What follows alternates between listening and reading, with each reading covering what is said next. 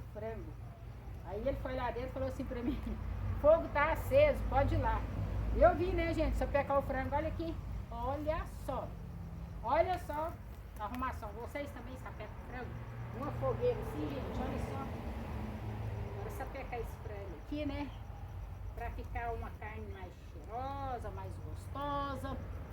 Então é isso aí, né? Vamos lá, curte o vídeo, deixa o like, compartilha aí, gente. E fala o que vocês acharam aqui, né? É a minha sapecação de frango aqui. Bora lá. Olha só, gente, o frango. Beleza?